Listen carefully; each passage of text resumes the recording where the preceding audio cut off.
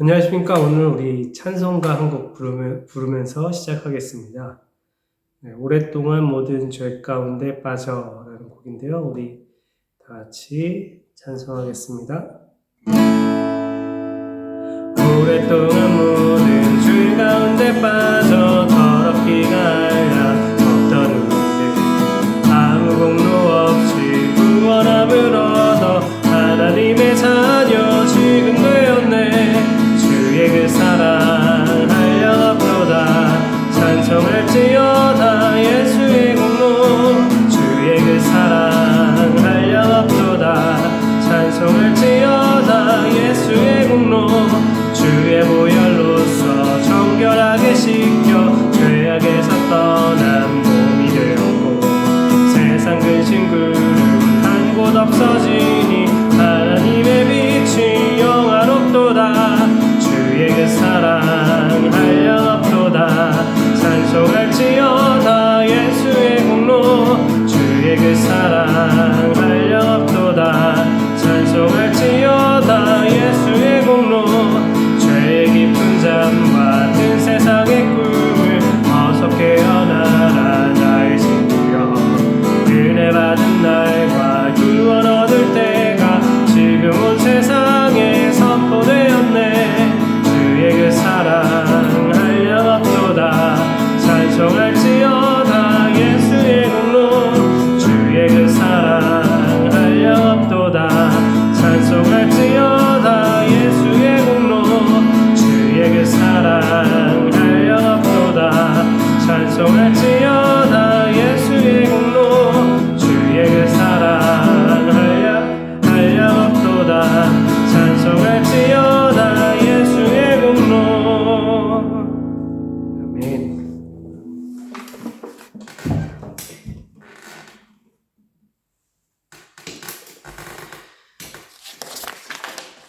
네, 오늘 우리가 함께 나눌 말씀은 갈라디아서 1장 6절부터 10절입니다. 말씀을 읽겠습니다. 그리스도의 은혜로 너희를 부르신 이를 이같이 속히 떠나 다른 복음을 따르는 것을 내가 이상하게 여기노라. 다른 복음은 없나니 다만 어떤 사람들이 너희를 교란하여 그리스도의 복음을 변하게 하려 함이라. 그러나 우리나 혹은 하늘로부터 온 천사라도 우리가 너희에게 전한 복음 외에 다른 복음을 전하면 저주를 받을지어다. 우리가 전에 말하였거니와 내가 지금 다시 말하노니 만일 누구든지 너희가 받은 것 외에 다른 복음을 전하면 저주를 받을지어다. 이제 내가 사람들에게 좋게 하랴 하나님께 좋게 하랴 사람들에게 기쁨을 구하랴. 내가 지금까지 사람들의 기쁨을 구하였다면 그리스도의 종이 아니니라. 아멘. 네, 오늘은 다른 복음은 없다라는 제목으로 함께 말씀을 나누려고 합니다. 사도 바울은 갈라디아 교회 성도들이 다른 복음을 따르는 것을 이상하게 여긴다고 말하고 있습니다. 여기서 중요한 것은 다른 복음을 따르는 그것이 그냥 단순한 작은 실수라거나 혹은 틀리지는 않는데 살짝 좀 다른 것, 그런 게 아니라는 것입니다. 그것은 앞에서 얘기하는 것처럼 그리스도의 은혜로 너희를 부르신 이를 떠나는 것입니다. 그분이 누굽니까? 바로 하나님이죠. 그러니까 하나님께서는 그리스도의 은혜로 그들을 불러주셨는데 그들은 그 은혜를 지금 저버리고 속히 떠나서 다른 복음을 따르고 있다는 것입니다. 그것도 자기들에게 무거운 짐을 쥐어주는 잘못된 복음을 따르고 있다는 것이죠. 하나님의 은혜, 즉 하나님은 은혜를 값없이 주시는 그 은혜를 선물로 주셨는데 그 은혜를 거부하고 그것만으로는 부족하다고, 복음만으로는 부족하다고 하면서 자꾸 다른 것들을 더하려고 하고 있는 것입니다. 뭔가 자기의 행위를, 자기의 공로를 더하려는 것이죠. 제가 이 장면을 보면서 한 가지 떠오르는 모습이 있어서 그냥 예로 하나 들어보겠습니다.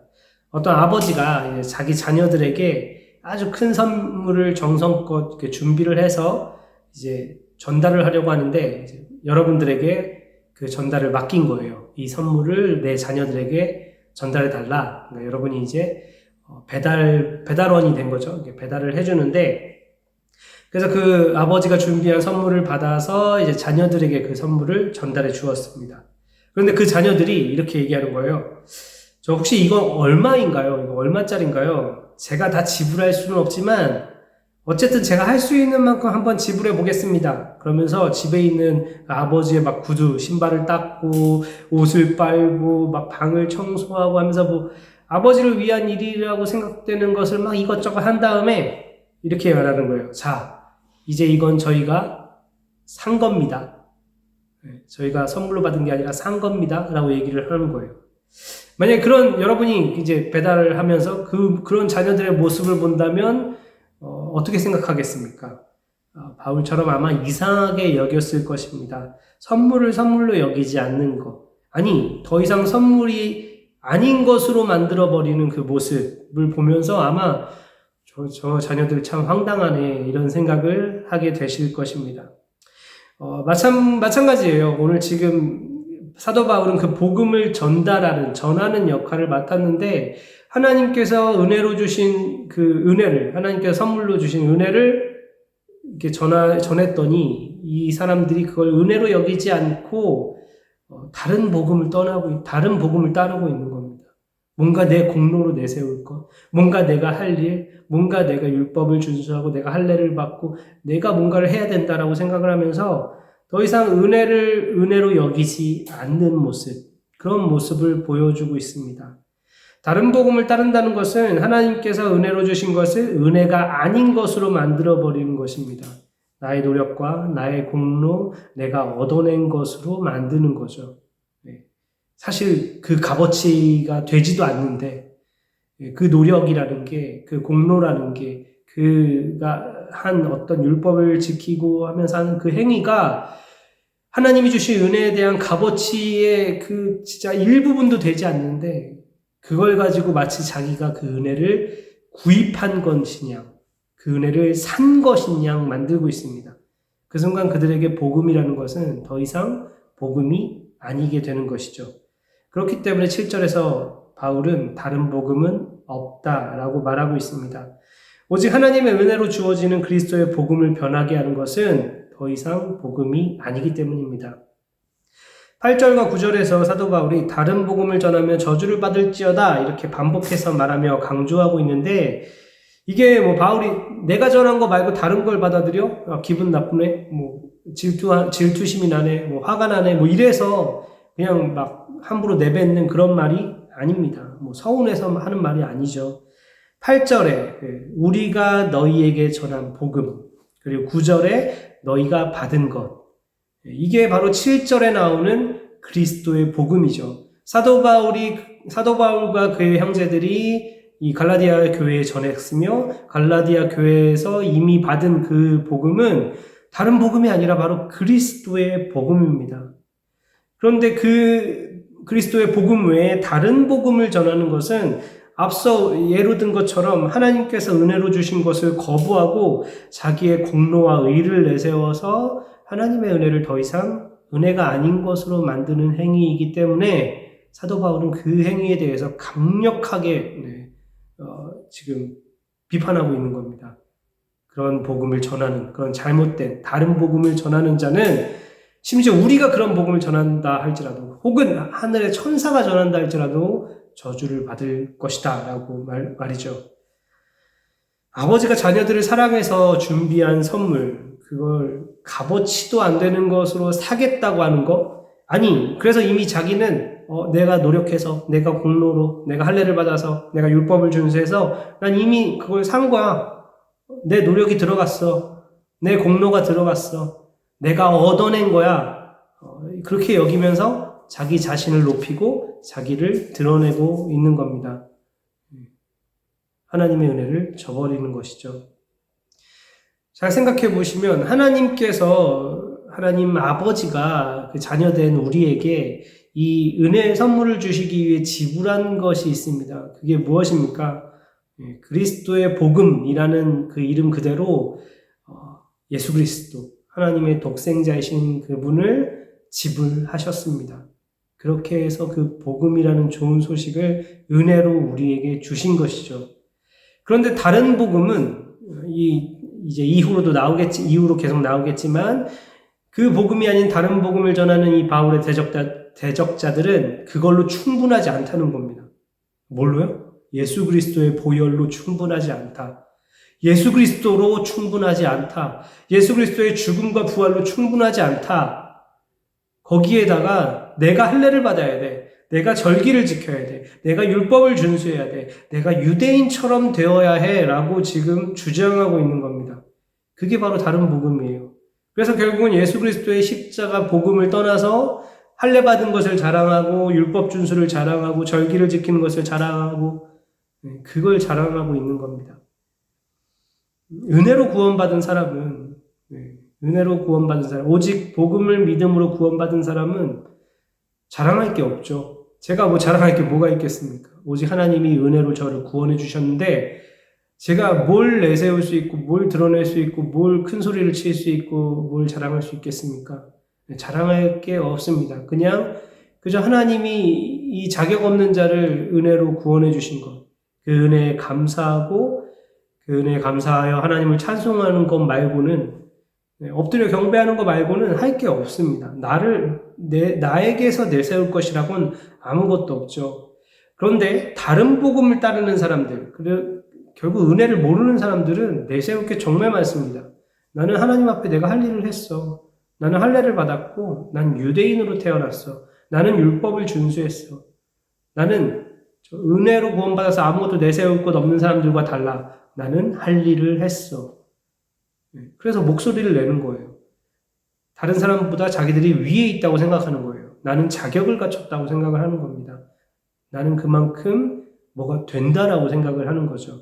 그래서 아까 말한 것처럼 그저 은혜에 감격하고 그저 은혜를 받은 아무것도 스스로 내세울 게 없는 사람들보다 자기들이 마치 위에 있는 것으로 착각을 하는 겁니다.